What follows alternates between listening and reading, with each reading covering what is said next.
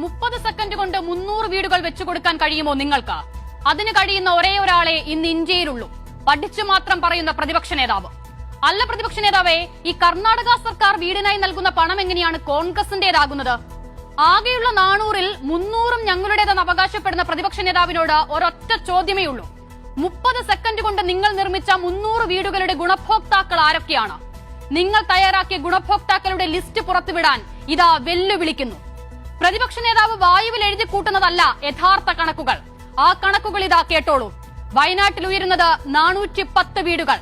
ടൌൺഷിപ്പിൽ വീട് വേണ്ടെന്ന് പറഞ്ഞവർ 106 കുടുംബങ്ങൾ.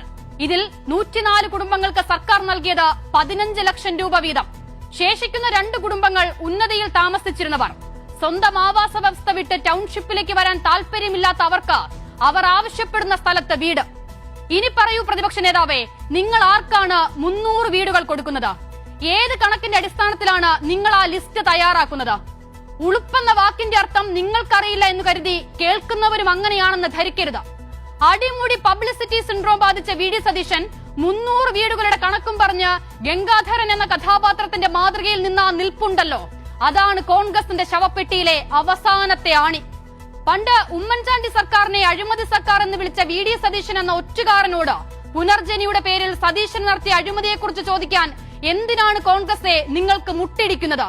നിലം തൊടിക്കാതെ 10 വർഷം ജനങ്ങൾ മാറ്റി നിർത്തിയിട്ടും കളവും തട്ടിപ്പും വഞ്ചനയും അഴിമതിയും ലെവലേശം കുറഞ്ഞിട്ടില്ല കോൺഗ്രസിന്.